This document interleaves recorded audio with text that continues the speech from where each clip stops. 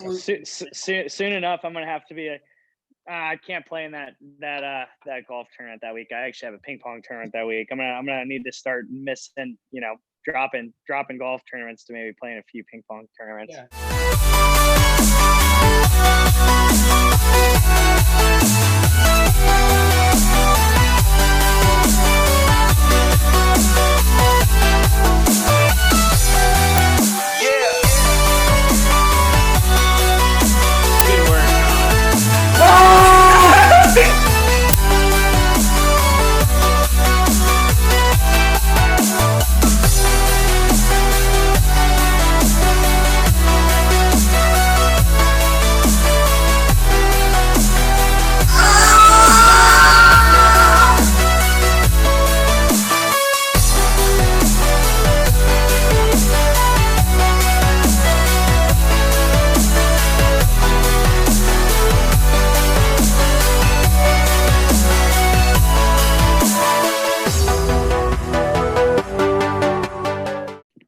Welcome back to the Locker Room Podcast. I'm your host, Colin Dubinsky. We got Ryan and we got Patrick here.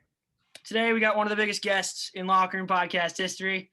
Of course, the resume is pretty long, so I'm just going to get right into it. He's a 3-time ISC champion, 3-time Washington Private School champion, a 3-time Maryland Open winner, and the youngest player to ever win the Maryland Open, ACC Freshman of the Year, 3-time All-American, and a PGA Tour with victories at Web Club Tour Championship and much more. Please welcome Denny McCarthy. Yeah. Woo! Thanks for having me on, guys. Glad to finally make this work. I know we've been trying to set it up for a few weeks, but glad to be able to do it here. I'm chilling at my house down here in Florida and enjoying a nice off week, and looking forward to having a good time talking to you guys. You guys can pick my brain about anything you want some dirt on or some whatever you guys want to do. We can make this pretty fun. So glad to be able to catch up with you guys, and looking forward to it. All right, awesome. I'm gonna start us off here. I want to say first, thank you for coming on. We know you're a busy man. We know you got a lot of stuff going on, being on the pro tours, stuff like that.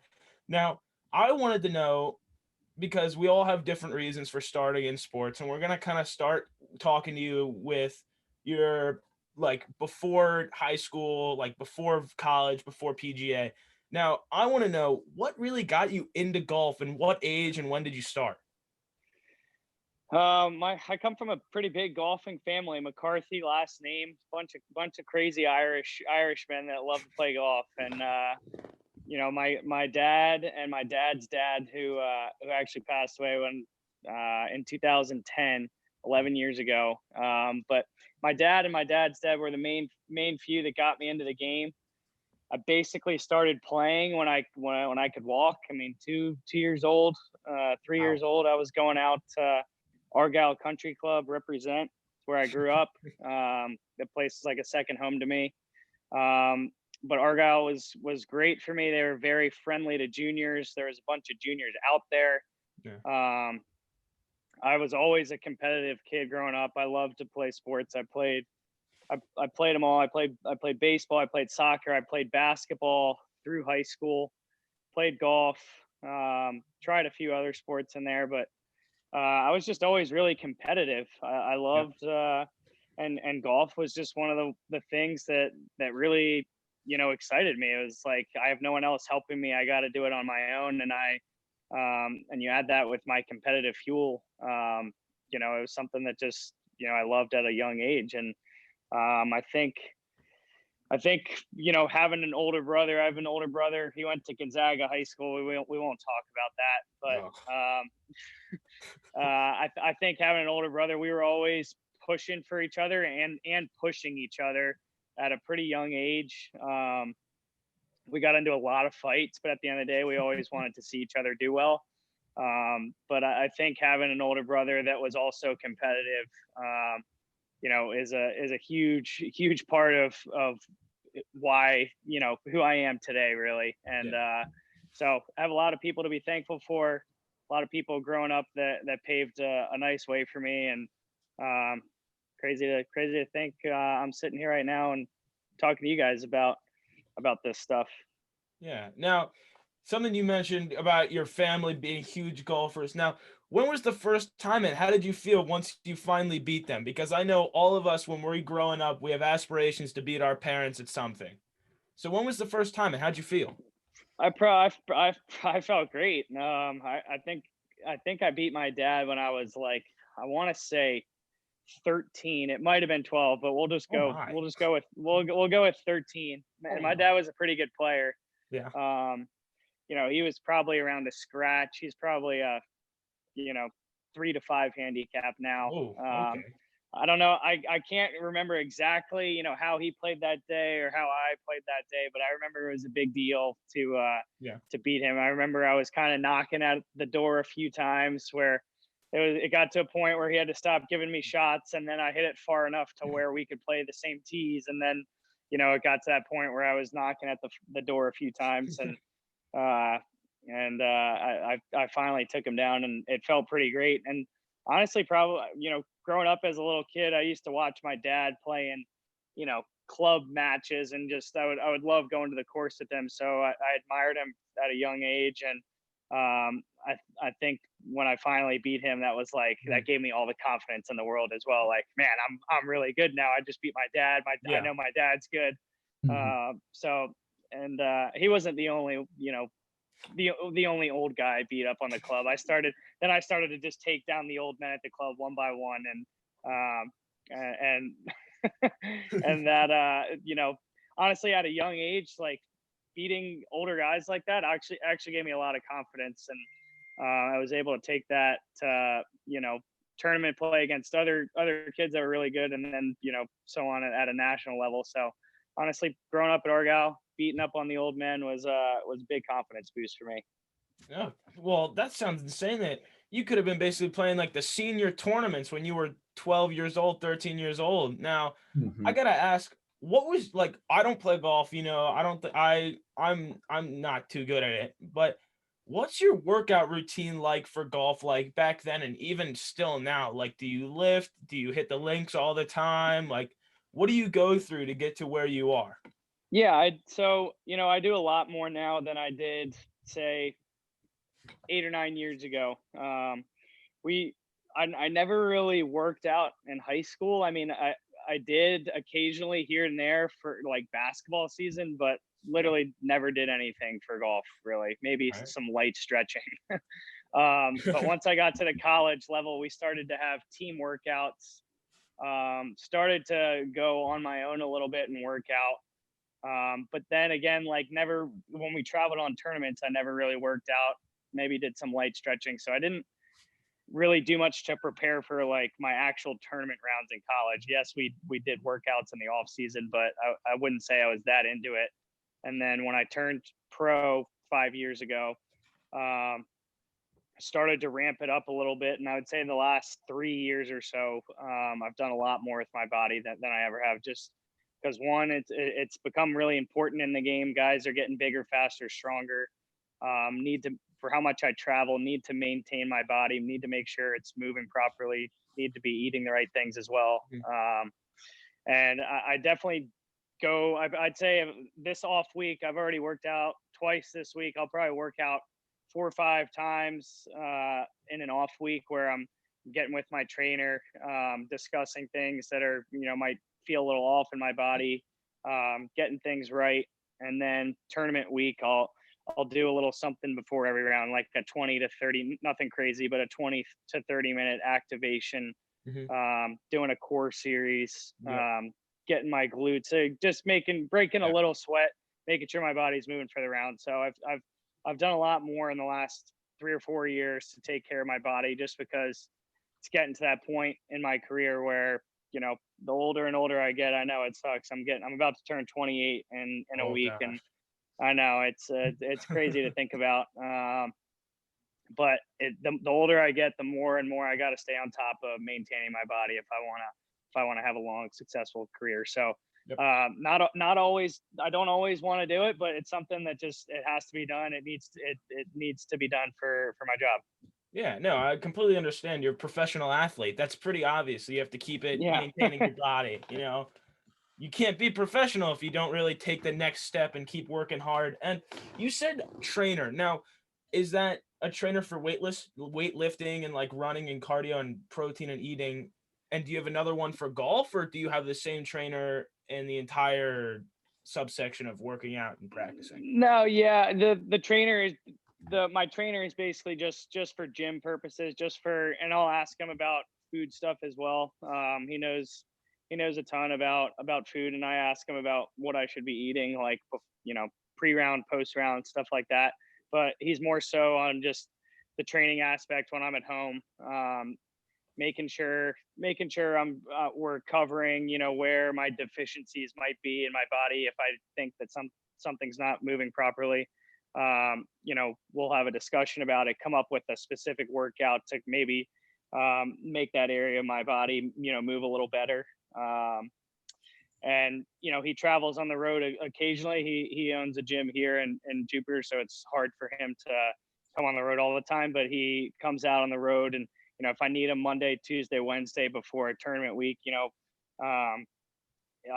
come out every now and then, which is great. And then that's separate of, I talk about things that I want to do, and like that I'm trying to do in my swing, and maybe we'll come up with a couple exercises specific to those body movements. So it's a lot more than I ever used to do. Like I said, it's become very beneficial for me to simulate some workouts that I can maybe feel those movements in my swing, which is nice. And I have a coach outside of that, and I talked to Dr. Bob Rotella, who's a world renowned sports psychologist. He's part of the UVA community. He lives 15 minutes from UVA. We talked to him when I was there. I talk to him on the phone all the time now. So I've got all angles kind of covered, if you will. Which you kind of have to. Everyone kind of has what you call a team, a quote unquote team these days, where everyone has somebody that's looking after every single part of their athletic career. Now thank you for letting me pick your brain on your life. Now my buddy Colin's going to get into your PGA right after I ask you one more question. Now, You said your brother chose Gonzaga. He's older than you. What kind of made you choose prep over Gonzaga or other schools in the area? I was talking about this earlier on the Zoom chat, and when I first visited prep, I didn't really know that many people there at all.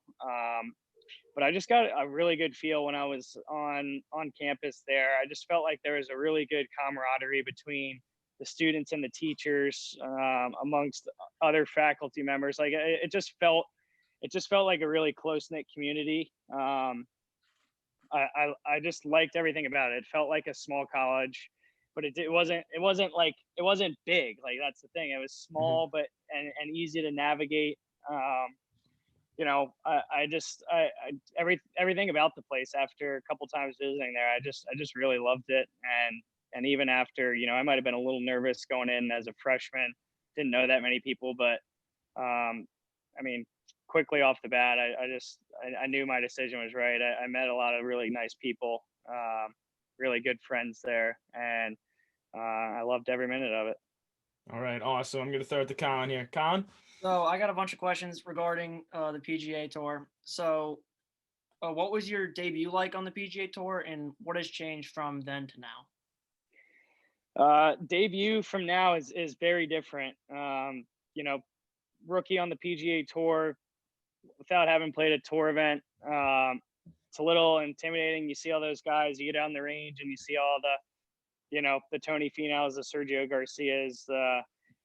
I think what made me feel more comfortable pretty soon after is that, like, I'm good buddies with like Jordan Spieth and Justin Thomas. They're my high school class, and they're two of the best golfers in the world. And I beat them at some point, and I was doing things that they were doing. They just excelled at a extremely rapid pace. But I think just that was kind of like all right, well, they're here, like you're here too. And so I think that made things a little easier in my transition from college to web.com to the PGA Tour. rookie year is definitely tough. You're traveling places you've never been before. You're playing golf courses you've never played before. You don't quite know where to go. You don't know the restaurants to eat. You're trying to learn the golf courses. You're probably too serious about the tournament that week, and probably a little tense. And now it's like, now going to tournaments, I've been here before. I know the restaurants to eat. I stayed at this hotel or house with these group of guys. I played the course. Like, it's like, I just feel way more comfortable now than I did starting off. And that's a huge part of it. Also, I feel like my game's gotten a lot better. I've really gained a lot of confidence in my ability to compete on tour. And so I think just a bunch of those factors just add up to, I feel way more comfortable than I did, when I was making my debut. And, that's a lot of the battle. So you mentioned like being nervous and not really knowing where to go on playing holes that you've never played before on different courses. Is there a favorite place, like a favorite course that you like to play at, or? Yeah, I Riviera, where we played last week, is top notch. I'd say it's one of the top 3, if not the best courses we play all year. And it's really grown on me the last few years. I think it was just probably because this year the course was in such amazing shape. They got the greens really fast and firm, and so Riviera, I think, is, especially after last week, and even though I missed the cut, is one of the best golf courses I've ever played. Just the design, the architecture, the way they had it set up, the firmness of the greens, everything made it special. Played Pebble Beach a couple weeks before that, and that's not too shabby also. You're looking at a stretch of holes where basically 4 through 10 are just right there on the ocean. It's just an unbelievable stretch of holes. So Pebble Beach is pretty awesome. Torrey Pines, if you play that a couple weeks before Pebble, I mean, it's just you get a pretty sweet West Coast trip. Torrey Pines, Pebble Beach, Riviera. I'd put Pebble and Riv in my top few courses on tour for sure. Hopefully, I've heard word there's the Potomac event is coming back next year, maybe just for a year, but hopefully I like TPC Potomac, so hopefully I can make some noise when I come back there. Yeah. So I'm actually near that. Like there's a golf course a couple houses down from me, the Avenel Golf Course, which is what do you think of that golf course, and have you ever played there? The Avenel Golf Course, is that TPC Potomac or is that different? Yeah, I think that's the TPC Potomac one. Yeah, that's where they had I think they changed the name to TPC Potomac recently, but it's a great golf course. A lot of guys on tour like it. It's kind of a typical TPC course. It's pretty hard. Some really good holes on that back 9, and when they grow the rough up, it becomes really tough. But a lot of guys really like it. It's a good golf course just because it's usually in pretty good shape, and it's a good test. So you also mentioned Jordan Spieth and other golfers. Is there a favorite group you like to play golf with? Not really. I've got a couple close buddies. I'm good buddies with like JT Post and Sepp Straka. Couple other guys. I mean, I don't like to play like 18-hole practice rounds. So usually I kind of do my own thing. I'll play 9 Monday, 9 Tuesday, or if I'm in the Pro-Am, 9 Tuesday and 9 in the Pro-Am on Wednesday. But every now and then I'll hop in a Tuesday 18-hole game, get 4 guys, 2v2, maybe a little money match. And that's usually fun to break it up a little bit. But I for how much I travel and play, I try and stay away from playing 18-hole practice rounds because it just kind of wears you down. But when I do play in those 18-hole practice rounds, it kind of treat it like a tournament round, which is why I do it every now and then to maybe, if things aren't going well, I try and maybe change it up a bit and play and feel like I'm simulating a tournament round a little more. But for the most part, just kind of doing my own thing on Monday, Tuesday, Wednesday. So Have you ever played against guys like Dustin Johnson, and what do you think of those types of guys, and what sets them apart? I haven't played against Dustin Johnson. No, I mean, I've been in several tournaments that he's in, but I've never played with him. He's just really good. I mean, part of the thing that makes him so good is he just doesn't really care. He's also super talented, which helps, but he's got a great attitude. He kind of just doesn't care about where the ball goes. He hits it really far. He goes and finds it, and he hits it again. And he's gotten really good with his wedge game, which is a very big thing for somebody with his distance. I mean, that's huge for him to have like a sharp wedge, short iron game like he does. He's obviously super talented. There's so many guys. The games, it's so deep. The talent levels. I mean, you look at like Tony Finau, even though he hasn't won that much, it seems like he's got a chance to win every week. Xander Schauffele, guys that like haven't won that much, but they've won and they're extremely good and always are in contention. And that's the level that I'm trying to get at. It's been a slow process, but it's been a process. I feel like I've gotten better each of the last few years, and those guys are, those are guys I'm chasing. That's, I'm looking at what they're doing well. And, obviously I'm not going to be one of those guys that hits it a mile. I'm pretty average length hitter, but I can start to do things in other parts of my game. Look at Colin Morikawa, for example. I don't know if you guys know who he is. He hits it not that far, but he drives it straight. And he's one of the most precise iron players on tour. And that's why he's really good and gives himself a lot of chances to win. And that's probably more of a model that I'm after. I'm trying to be a little more consistent with my driving and ball striking to get to that top level. So it's great to be in the game right now. The talent's incredible. It's very hard to win, but at the same time, everyone's so good. You can look at what they do so well and kind of take pieces of their game and maybe incorporate it into my game a little bit.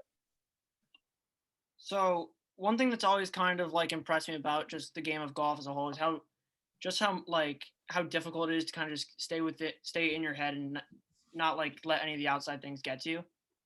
How do you, like, if you have a bad day or one day, how do you bounce back from a bad performance to get a really good one the next day? Yeah, I mean, I think you just need to realize like golf's a game where the winning percentage isn't very high. I've played 250 tournaments as a pro and I've won one time. So I think just understanding that, what I chose to do is not easy at all. It's extremely difficult, especially since I'm playing it at the highest level in the world. So, if I have a tough day, yeah, it's, the result wasn't great, but maybe I still did some things in there that were pretty good that day. And maybe I just didn't get the result. Maybe I, hit the ball really great like I wanted to, and maybe still putted very well, but I just made nothing.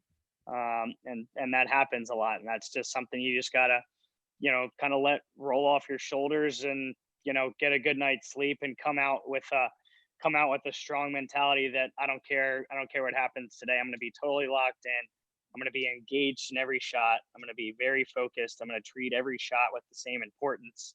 And I'm just going to, free my mind, clear my mind, and just try and go be great today. And if I don't get the result, so be it. I gave 100% commitment, and I was super confident going into that day. And at the end of the day, I can't control anything once I make the swing. Once it leaves my club face, there's nothing I can do about it. So that's kind of a mentality I try and have, where I just get really committed and focused on each shot. And once it leaves my club, there's nothing I can't control it. It's out of my control. So I think just going along and trusting my process and working really hard and, not get too worried about the results, even though, we live in a generation where it's instant gratification and we want results right away and things. And sometimes that's not the case with golf, or, not the case in things in life either. Sometimes you don't always get the things you want right away. And, I'm kind of right there now where it's been frustrating. I haven't gotten many results, but at the same time, I still feel like I'm getting better. So just kind of look at it that way. Yeah. So I have a real quick question, just gonna Yep. interrupt. So there was a time 2 years ago in 2018 where you had a +9 on one tour on one like week, and then the next like a month later you scored your highest at a -12 or under 12. Did your mentality change from that, or did you still have the same like, oh, I'm gonna go in if when the ball leaves my club, it's out of my hands? Like, how did you feel when you went from up 9 to under 12? Yeah, I don't know which instance you're referring to, but that can happen. That can happen a lot out here with, it just that one week it might have been the course was really hard, might have been playing extremely difficult. And maybe I just didn't play my best. But it's like I feel like I've never, even when I'm like, I miss cuts and maybe shoot that kind of a number, nobody's ever really that far off out here. You see guys out here that, they talk about. Somebody won recently, I can't remember who it was, but they missed like 12 straight cuts and then they won, which is just like, that's just kind of the attitude you have to have as a golfer. You just need to put it behind you, just because the season is so long. There's so many opportunities, and if you dwell on past weeks, that's not going to do any good. You can look back at those weeks and say, what do I need to get better at, which is usually the case. Maybe I saw something in that week where I shot +9 where something was really bad with my driver. I mean, I don't know what the case was, but let's just say, for example, my driver was terrible. And then the next week or two, I really worked hard on, finding a go-to shot with my driver, or working on my driver. And then that week where I shot -12, I could have, that work that I put in on that extra focus I put on my driver, paid off, because maybe that week I shot -12, I drove it really well, and that gave me way more opportunities out of the fairway or something. I don't know, whatever the case may be. It's always, you got to forget about the result, but you go back and maybe take bits and pieces of things you did well or things you need to improve on, and then work on those the next few weeks so you feel more comfortable with them. So Definitely. I got one more question before Ryan's got one more. But is that attitude you talked about of kind of just whatever happens, is that something you learned from the tour? Is that something you brought from high school and college to the tour? Yeah, I mean, I think it's something that's always been tough for me. Like I hate losing. I hate failing at things. Like I'm just, like I said earlier, I'm a big competitor, and I love playing games. I love playing ping pong or darts in my backyard, and I want to win when I play against other people. It's just always been in my nature. I don't know if there is a specific instance where I learned it. I wouldn't say I don't. It's not like not caring, because I do care a lot. That's why sometimes taking a loss or failure, it's not that easy to accept. You move on the week after, you finally get over it, but it's hard for me to just like not fully care, because I definitely care, but it's more of a there's nothing I can do about it now kind of attitude. Like, I can only improve on what happened. I can't go back and change the outcome of last week, but I can only move forward and fix it from here. So I don't know when that kind of started, but it's definitely been more so in the last few years, where I feel like I've needed to, really just put my head down and try and go to work. Definitely. So I'm gonna start asking some questions about like prep, stuff like that. Yeah. Mr. Barry, he's still at prep. He's been there what seems to be like forever. Just talk about how is he as a coach, and like what did you learn from him? Yeah, Mr. Barry was great.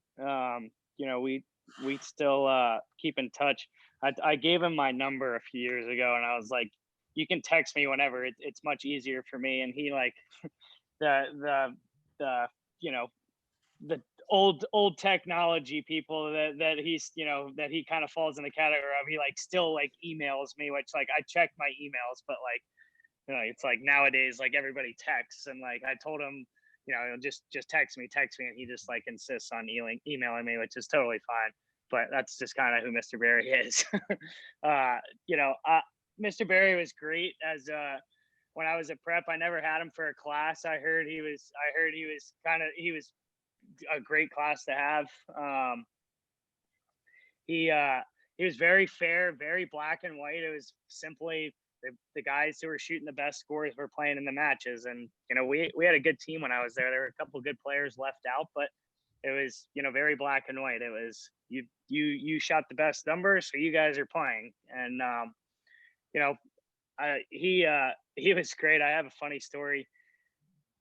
I remember this high school match as like a freshman. He knew I was a good player, but I'm sure he was used to like telling other people on the team this. And, I bomb a drive on a par 5 and I have like 8-iron in, and walking up the fairway, he's like asking me, he's like, how you playing?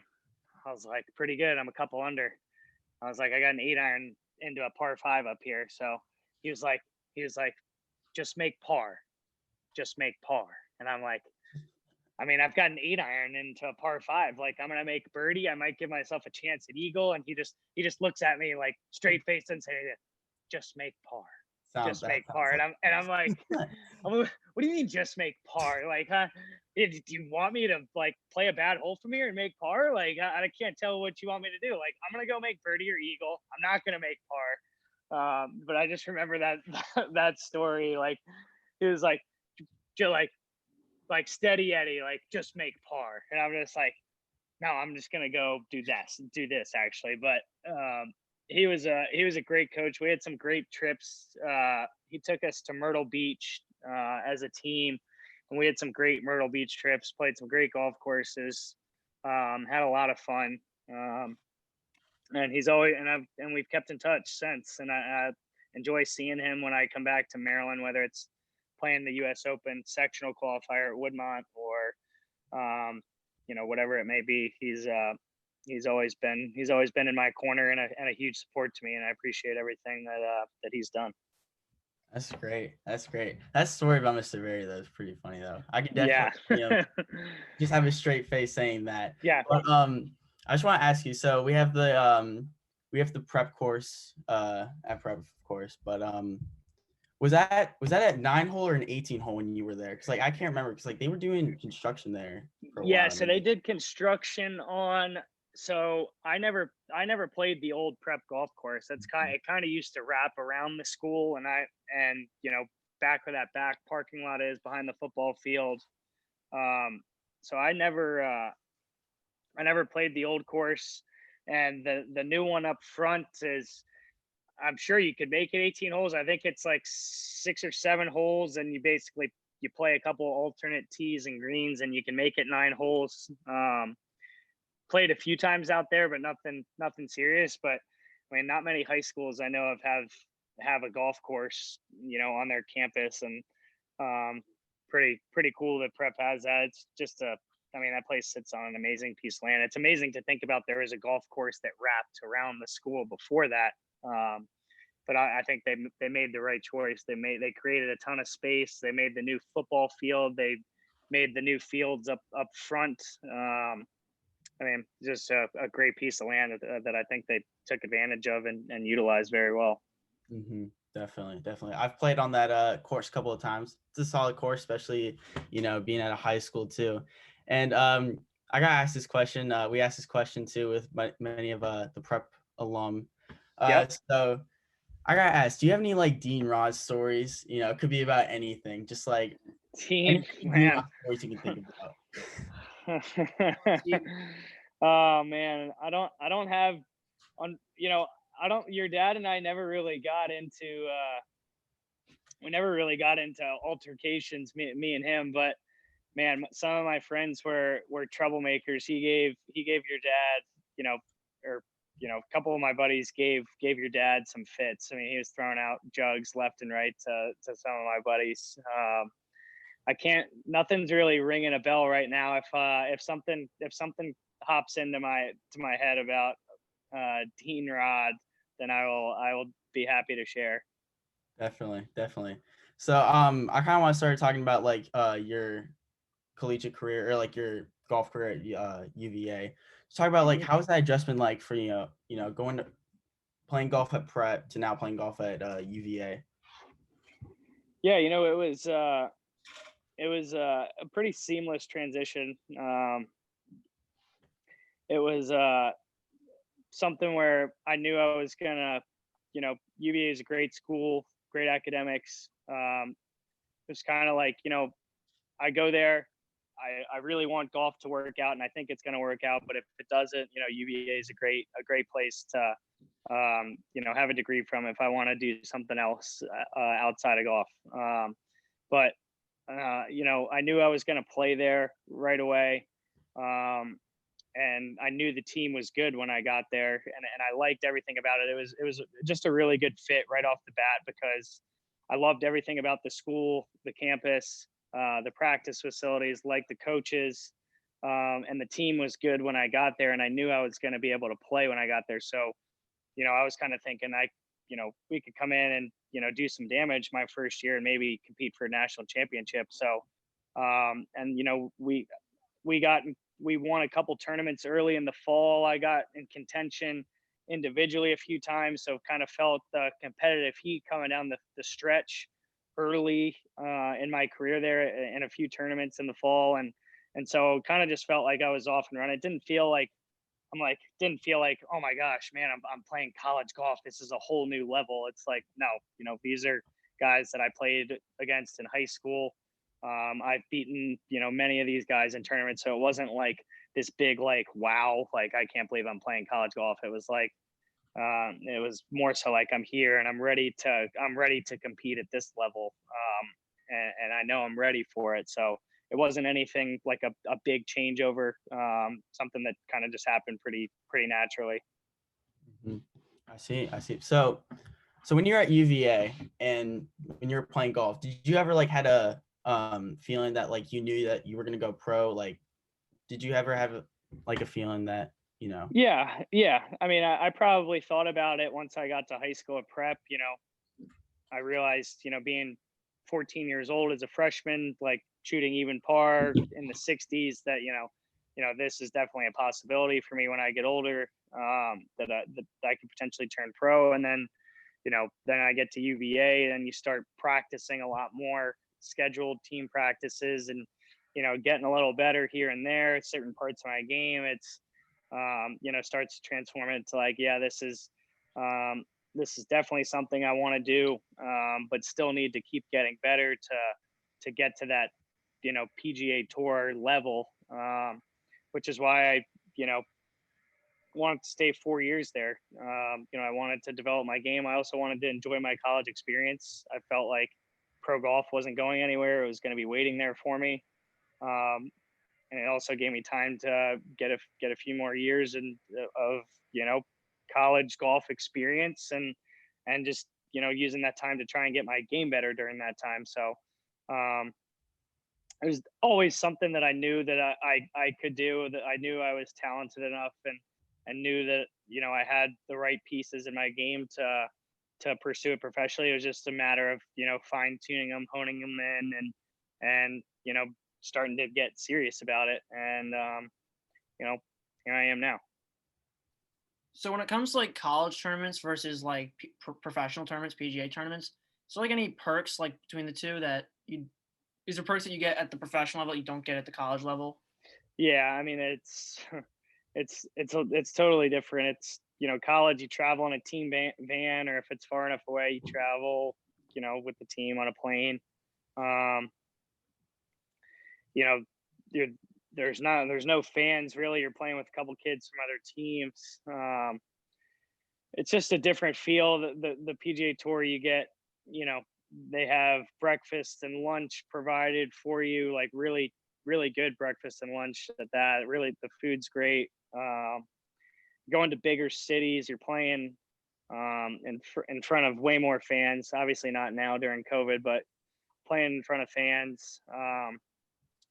Get a courtesy car for the week. You get to drive around a Lexus or a BMW or a Genesis for the week, brand new. And it's now it's, I might take it for granted. I wouldn't say I take it for granted, but like, it's like I'm used to all like the nice things that the tour provides now. That they do such a good job of providing so many options to do whatever we want, really. Just the perks, they treat us like kings. Not to say that they don't in college golf. It's just a totally different feel. But there's so many guys in college now that are translating to the PGA Tour game, more so than they ever have. There's, I don't know what the average PGA Tour age is, but these kids are coming out of college these days aren't scared to win. They're coming out and they're competing right away. So,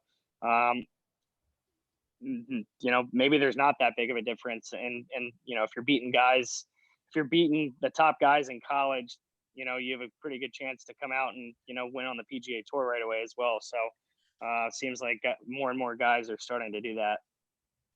So you mentioned all the crazy things that, like, the amazing things that the tour gives you for tournaments. Is there has there been a moment where you're like, oh my God, I'm on the PGA Tour? Like, has there been one of those? No, I mean, maybe my rookie year when I got my card, I honestly don't even, honestly now I just kind of, yes, like I said, like I could very easily step back and be like, yeah, and I do, things are great. And that's when things aren't going my way or things aren't going well, you just take a step to look back, all right, I am on the PGA Tour. I've done pretty well for myself, but I'm at the point where like I don't really think I'm like, oh wow, like I can't believe I'm on the PGA Tour. It's more so like I've gotten to this point. I want to stay here.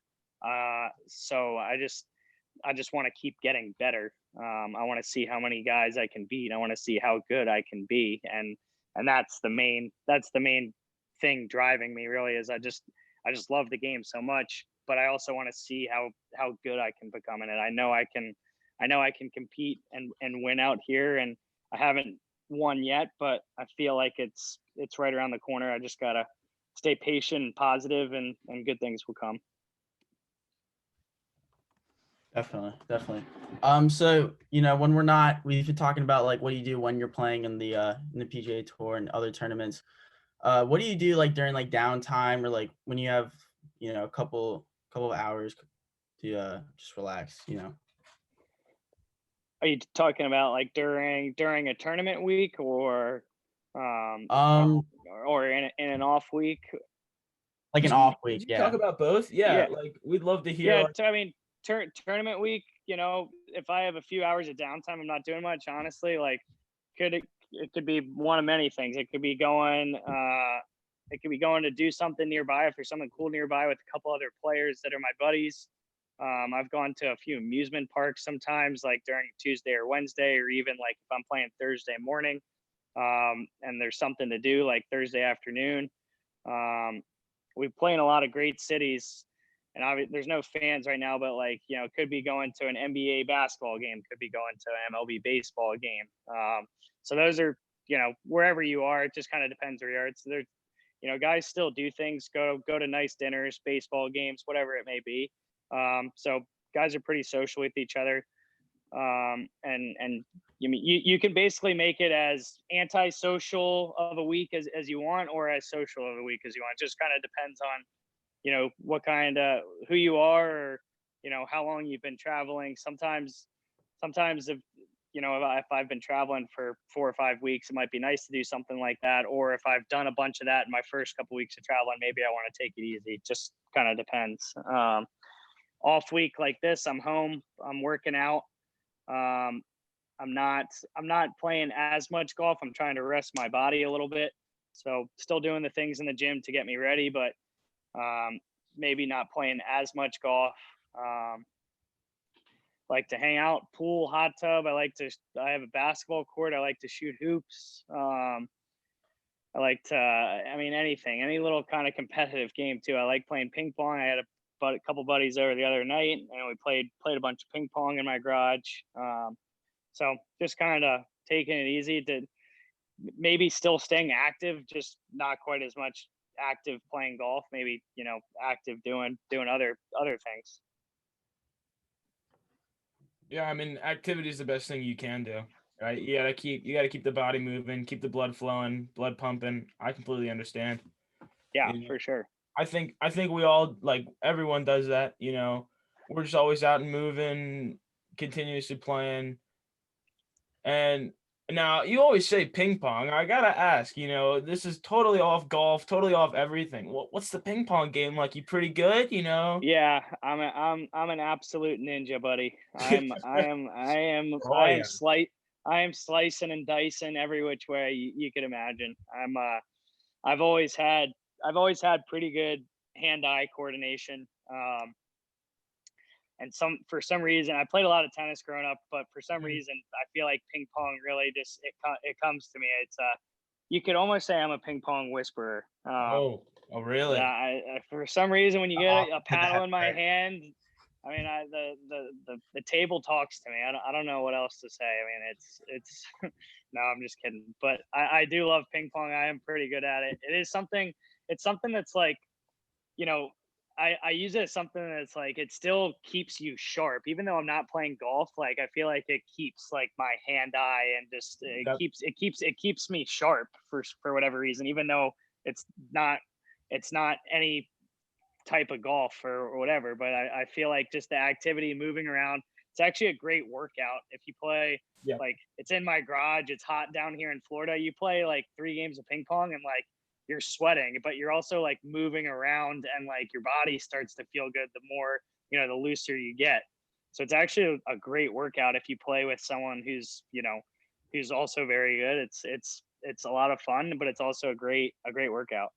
No, I completely understand that, because me and Rod, we were playing a little bit of ping pong ourselves the other day with a bunch of our buddies. They put them in at prep in the wrestling room because of COVID. So they're like, let's have the boys. Really? Dude, we were going for about an hour. Like, we were just in our free period at the last period. We were going for it. We consider ourselves to be ninjas as well during ping pong. Yeah, I mean, it's a hell of a game. It's pretty fun to play. I mean, do they still have the table in what's the Green in George, the George Center.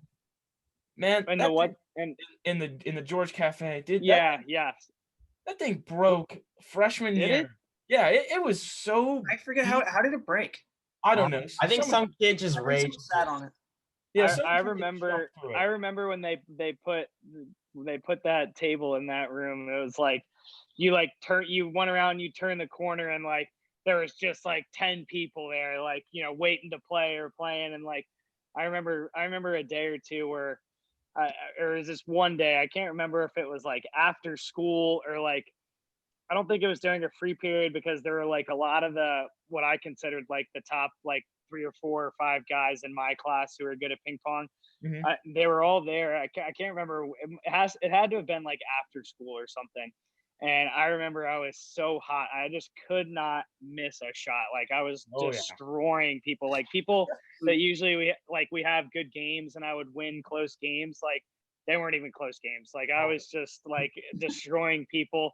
And I'm like, we have to wear pants and a shirt and a tie to class. And I'm like just totally sweating through like my shirt and tie, and like I'm soaked under my pants. I've got like white socks, and then like, my socks get sweaty, and like the leather shoe like bleeds into my socks. Like, I was like totally reckless. It was amazing. I was like, I didn't care how sweaty I was, and like I was just like in absolute game mode.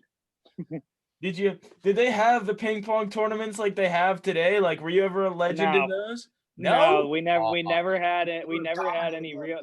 I think there was some talk about having some tournaments, but we never had like an official tournament. Oh my God, no! They put those things together so fast. We've had ping pong tournaments for the last 3 years. I don't know, man. Some of the competition's crazy too. Like, I will watch the games. I consider myself to be okay, but like, these people are just, I can't see the ball. They're elite. They sound ninja like. I mean, like, they'd give you a run for your money. They'd give you a run for your money, man. Hitting all your shots. You think so? Yeah, I think so. That's a bold All statement. right. Well, Might have to go. maybe I need to come back, enter a little ping pong tourney, and see what's what. Show you boys how it's really done. Oh yeah, I think Come back and take the road. guest star think- in the next ping pong tourney, Denny McCarthy, coming to show the boys what's up, whip them into shape. Give me 1 second. I just charged. I'm plugging my phone in. I gotta go grab something real fast. Nope, that's perfect. Definitely. Yeah, no, I mean, I'm gonna take back the throne. He's going.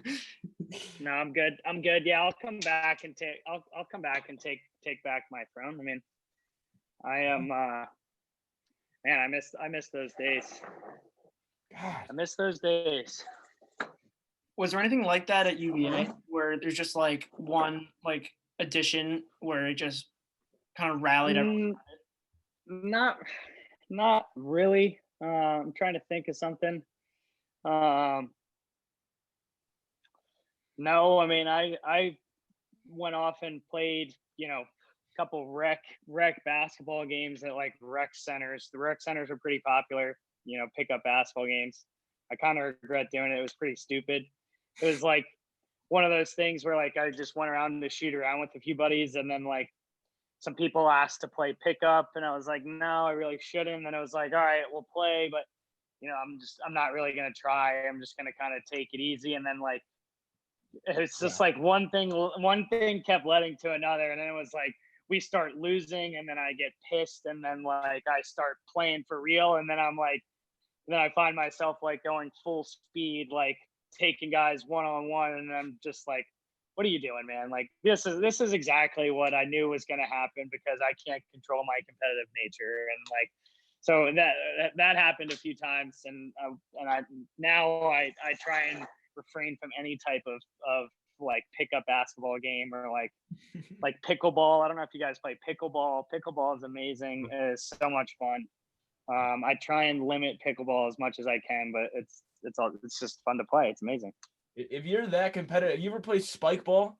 You ever Yes, got it's in my garage. I had a little hiatus with spike ball, but we used to play it at the beach all the time down here. The beach is a great place to play it. You can dive, and then you just go in the ocean after, which is nice. Make a nice little day out of it. Oh yeah, no, you sound like those type of people to like do a diving backwards tap up for your buddy to just slam the ball. I don't know about that. I've been out of the spike ball game for a little while, but I mean, I'm sure if you give me 1 or 2 games, a little taste of it, I'll be obsessed with it again. Oh my gosh, I remember we used to run that at my pool. So I don't know if you know, but I go to Montgomery Country Club. So okay, yeah, I know Montgomery. We have like a golf or like a grassy area off to the side next to the pool house. So what we'll do is someone will bring spike ball, and we will just play for hours, just standing around that thing, getting into it. I love that. Leads to some intense games. I'm telling you, like gosh, like Nice. I'm reminiscing because I haven't played spike ball in so long. But you know what? Like those games got intense. You're gonna have to bring it back. Oh yeah, I gotta run it back with the podcast boys. Ryan, Colin, you guys in? Get an entire tournament just like going. Dude, prep spike ball tourney. That'd be so much fun. Let's start a club next year, the spike ball club. That's definitely a thing. Someone's enter me in. I'm in. Oh yeah. Oh, let's go. Definitely. Sponsor, or our sponsor is gonna be you. You're the sponsor. That'd be sick. God, I'm thinking about it. We're doing it. We're I doing think it's gonna happen. That would be sick. Podcast sponsor. Everything's 2 sponsors off the bat. How long have you guys been doing this podcast? About almost a year now. Our 1 year thing is in April, start of April. Mm-hmm. Nice. Oh, really? Who else? Yeah. Who else have you guys interviewed? Anyone that I would know? Anyone that So do you know who intern John is for 99.5? I've heard of the name. I don't know him personally. No. Yeah, so we've had him on. We had, I don't know if he was there when you went to prep, but we had our teacher, Mr. Fenford, on. You know? Okay. Yeah, so we've been in recent like weeks and months, we've really been picking up like better and better guests, like just bettering the podcast, because at first it was kind of like me and Colin doing it for school. Then we kind of divulged into something greater during the summer, and now we're really picking it up, taking it serious. We're trying to get a bunch of people, and like like we're getting Nice. we're getting a lot of people to just better the podcast, make it very interesting. And I think people are going to love this episode too, because we were talking to our buddies about it. We were like, dude, we're getting Denny McCarthy on the podcast. They're like, All the reactions are so good for that. It was all like, no way. Great. half of them said no Nice. way. Half of them didn't Nice. believe us, and that hurt my feelings. And one of my buddies was like, I showed him the DM. He was like, nah, you're doing that DM thing where you can like have it look like they text you, but they don't actually do it. You ever seen that? Yes, I have. Yeah. So they were like, you're doing that. So when they see this episode, they're going to be like, yo, what are you talking about? No way. Nice. It's crazy. And I think what we've been doing recently, we're really taking off. Yeah, Well, seeing this the is for all those haters out there. Here I am, Yeah. guys. Yeah. You didn't believe these boys. Locker Room Podcast. Here I am. Yes, sir. Nice. Sure. That's great. That's great that you guys are doing this. I think it's really cool. It's a great idea. I like that you guys are taking it seriously and stepping it up. It's good stuff. I mean, we have a lot of fun doing it. I don't know about them, but I personally enjoy coming on and getting to talk to new people every week. Yeah, for sure. It's a blast. You get to hear different perspectives on a bunch of different things. I'm sure it's especially during this COVID time, it's refreshing. Yeah, it was like the perfect time to start something, like if you can't meet them in person, why not just do it over Zoom? Like have For like sure. a conversation with someone new. Like Mhm. when we first came into this, we knew nothing about you, but now we know you're a ninja on the ping pong table and you're, Absolute ninja. yeah, I'm hearing them. I'm pro in ping pong. Oh yeah, come on. I want to play. Everyone talks about how Matt Kuchar's so good. He's kind of a dork, but I want to play him. I've heard he's pretty good, but I think I can beat him. Oh yeah, you gotta come back to prep and challenge Mr. Swami Nathan. That man is Oh, he's an animal. that man's a goon Is on he? the table. Yes, You're good. he's so good. It's crazy. All right, I'll have to see what's his name, Mr. Swami Nathan. Yeah, you have to shoot him a text or something. Be like, yo, I'm coming for your crown. Does he have a crown? Is there a crown that He has like one of those like Doesn't he have one of those custom paddles or whatever? yeah, something like He has that. a one paddle, which he gets mad if someone uses it.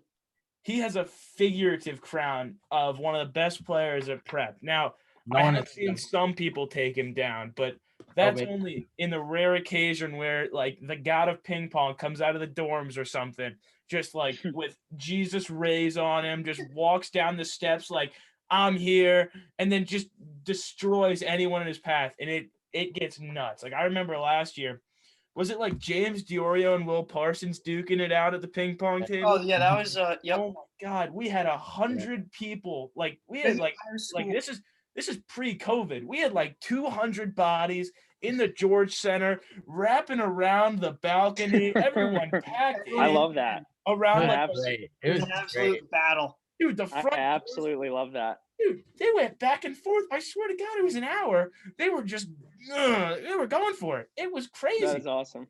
That is awesome. dude. I love hearing that. It is it gets nuts. I'm telling you, like we're getting rowdy. That's awesome. Definitely. Oh. Part of the entertainment. You gotta provide. You gotta give the fans what they want. They want a show. Gotta put on a show. And the fans want to see the return of the king. They Yeah. need to come back and just. I would love to come back. You're making me wanna go play ping pong. I might have to call some buddies to come over here in a little bit so I can whip their in ping pong. You're gonna have to do that. Now I want to play ping pong. Yeah. Ryan, you want to play ping pong? I would love to play ping pong. All man. right, you I've got an older beat up paddle. It's not one of the super hot grippy ones that all you need to do is touch and it just like jumps off the paddle. It's not one of those, I hate and those. it's not like it's somewhere in between like your pretty basic paddle and that kind of paddle. It's fairly like I like to hit it and be aggressive and add speed to get the spin. But it's old, it's beat up around the edges, and I've got like a tennis grip wrapped around the handle. It's pretty nice. I've made it my own paddle.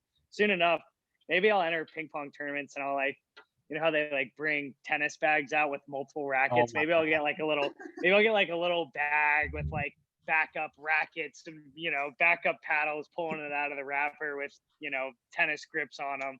Oh my gosh! Just go to the local Florida ping pong table and just. I've never played in like a tournament. I've contemplated it before. Maybe I should. My game's at a pretty high level right now. I think I could maybe enter a tournament. You gotta walk in with that beater paddle with the tennis wrap. They're gonna be counting you out. They're gonna be like, "Oh, this guy's a bum. He's got tennis wrap on his ping pong pad." You go walk, boom, just you can take it. Soon enough, I'm gonna have to be I can't play in that golf tournament that week. I actually have a ping pong tournament that week. I'm gonna need to start missing, dropping golf tournaments to maybe playing a few ping pong tournaments. Yeah, like Pebble Beach 2. Pebble Beach. Yeah. What? Ping pong tournament? Yup, that's where it's at. Potomac Right. Down. Huh? I got a ping pong tournament this week. Can't go. I'm sorry, guys. Not my fault. Right. Number one in the world. I could see that would be funny. That would be funny. Mr. Barry's gonna come to me tomorrow or whenever we post this, and he's gonna be like, "Did you really tell Denny to drop golf to play ping pong?" And I'll be like, "I did. And but did you really? Yes. Oh, Gosh. God. Oh, the times you could have, the times we had in English class. Gosh. Mr. Barry, if you're watching, if you end up watching this is a shout out to you. You're the man, Mr. Barry. He really is. I honestly think he's my favorite teacher. He's such a dynamic guy. I never had him for a class. I heard a lot of people say they liked his class. Maybe it was since he was the golf coach and I was on the golf team. Maybe that's why it wasn't allowed. I don't know. That shocks me. Because I remember when we first started talking about this episode, I emailed him for stuff to talk to you about, because he was the first, because he mentioned you before in class, and I was like, oh, we gotta get this guy on the podcast. And then Colin did his more research into it, and then we really got into it. And he was like, I love that you guys are doing this. This is awesome. And he was a big advocate for it. So if Mr. Barry, if you're watching this, thank you. Nice work, Mr. B. Yeah, no, he's a cool guy. He's helping me in class. We have a good time. I mean, shout out to yesterday's class where he had me demonstrate how Macbeth killed Duncan or the king or whatever. Wow, Macbeth. I don't remember the full story, but I remember when we learned about Macbeth, and I actually loved that little segment. Macbeth was actually pretty sweet. No, Macbeth is a good. No, it's a freaky unit. We're talking about it. He's like, dude, this Macbeth guy was a beast. I don't know. And I came out in class and I was like, dude, this Macbeth guy sounds like an idiot for trying to cut up through someone instead of just using the sword's weight. And he looked at me. He's like, what did you just say? And I'm like, Macbeth is an idiot. And he goes, that's wrong. All right. So, gosh. That's funny. Oh my God. Wait, so when you went to prep and you had your teachers, are there any teachers that are still there other than Mr. Barry? Because I know he's been there for 60 years, but. Yeah. I'm trying to think. Is Griffith still there? Is Griffith a teacher there? I don't know. Griffith? Probably not. I don't think so. Griffith was kind of like your dad's right-hand man. Really? Yeah, I'm trying to think what his actual title was, but he taught a class there. He was like your dad's right-hand man. I'm trying to think. Why am I blanking on his first name? His last name was Griffith. Sounds like he's not there anymore. I think I've heard. I'm trying to think who else is. I mean, was Father Sauter there? Oh yeah. Oh no. Was Wisecarver? Father Sauter was not. Is Wisecarver still there? He is still there. Mm-hmm. What about Mr. Tomlin? Tom? I've heard that name, Tomlin. Yeah. I don't think any of us have had him yet, but none of us have had him. Let's think. No, maybe Mr. Conlon. I don't know, man. I'm just like Conlon, yes. Mm-hmm. Is Mr. Conlon still there? Yep. yeah, the class that we had with him was like, it was me and like there was a ton of characters in this class, and it was like a total show. I don't know if I could on your podcast, but it was a total. Trying to Miss Tommy I had. I don't know if her last name's Tommy. She got married and had a kid, so maybe it changed. But she was an English teacher. I had her like my freshman year and ended up having her like my senior year for a couple different classes. She was a great teacher. We read, I'll never forget this. We read The Great Gatsby. I don't know if you guys read if that's still part of like you read The Great Gatsby, and like she made us like, I don't even know what it's called. You like underline and take notes like in the side margins, basically of like, yeah, annotate. Yep. There you go. That shouldn't have been that hard for me to say that. But I'll never forget that. That was like the only book we ever had to do that for. But it like made me like actually like really enjoy The Great Gatsby. Like I could go back, look at some of my like notes of things that I took down. So like it was actually a great way of actually like of learning the material and like what the English, you know, all the similes and whatever, all the English terms that go along with it. I don't even want to begin to start to dive into those, but I remember that specifically, reading the Great Gatsby and annotating it. Trying to think who else would be there. What about is Mr. Church still there? No, Church. Math teacher, calculus. Mm-mm. Yeah, he seemed like he was on his last leg. He was kind of grumpy when I was there, so he was probably done with all the nonsense. Mm-hmm. Have you ever had Mr. Williams before, or I'm trying to think. Mr. Williams, yeah. Oh, English teacher. Mm-hmm. Yep. Yeah, is he still there? I had him that was like my first semester English class. Like I had Mr. Williams.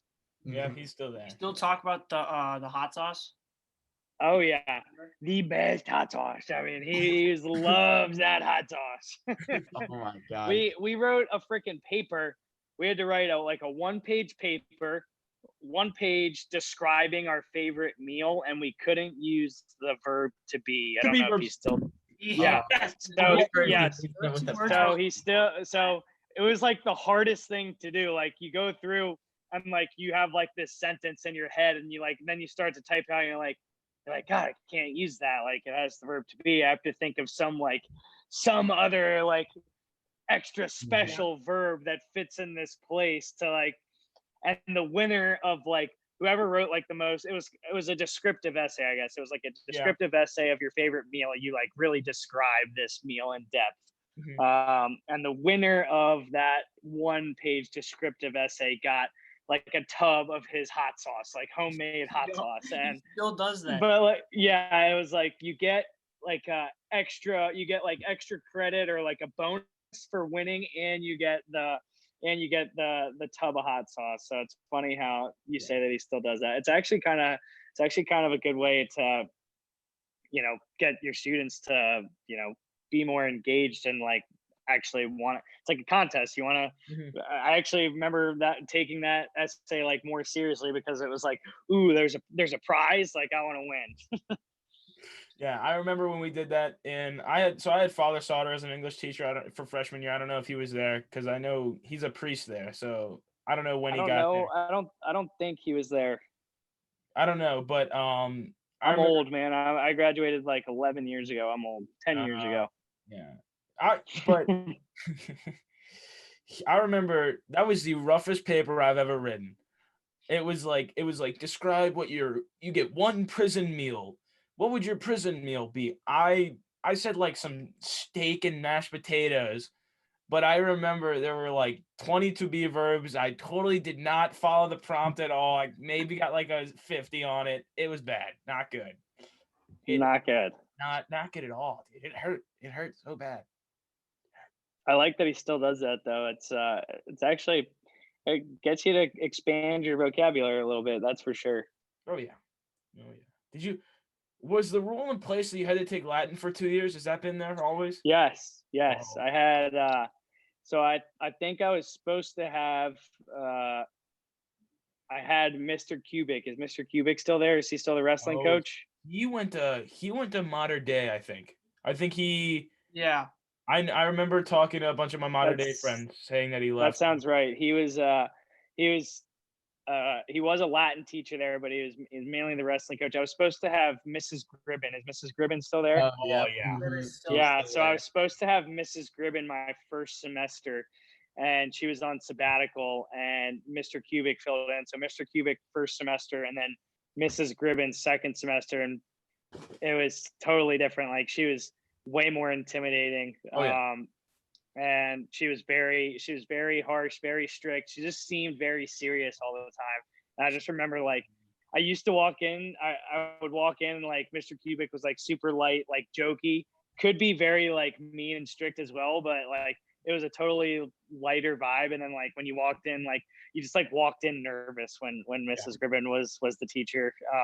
It's so different now though, because my parents actually live in Manor where the Gribbens live, and you know, I've seen her a bunch since I graduated, and now it's like it's totally different. But I remember when she was my teacher at first, and it was just it was a totally different feeling. Yeah, I remember. And this is actually where I met Colin freshman year. We had a teacher like Mr. Cubic. His name is Mr. Danver. I don't think that Latin class was a disaster. Oh my God, so many characters in that class. We could have made a movie and it would have been hilarious. Like I had never taken it, and like I thought it was kind of easy. It was like all memorization, and then like once sentences just started getting like once it got to like the next level and sentences started being like, you know, you start this sentence from like the 8th word in, and like I'm just like I just do not get this at all. Like, you're telling me like you can basically read any word, like you can start from like the last word and that somehow starts the sentence, or like it was just like it got really hard. I remember like loving it because I thought it was easy, and then it was like, man, this is way harder than I thought it was. Yeah, I have that. Yeah, I have that same problem. I know Colin's in Latin 3, you scholar, but God, every time I walked in first time, because I was a scholar. I studied every word for about an hour. You know, I memorized everything until we got to sentences, and then there would be some sentence. It was a 3-word sentence. I didn't know a single word in it. Completely bombed. Said something weird, out of order. I was like, how the hell does this make any sense? And then he was like, well, you idiot, this is how the sentence goes. And I was just like, cool. And then when we got to Latin 2, I don't know if why am I blanking? Both the Latin teachers are new. They're like, or they're not new, but like.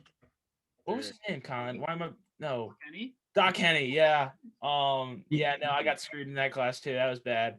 Con, I think I got a 40 on every quiz. That was another great Latin class. Oh my God, dude, Latin. What is it? There's a conjugation. I'm pretty sure this is right. I don't know what verb conjugation this is, but it's bo bis bit bemis beatus bunt. Oh. Yep.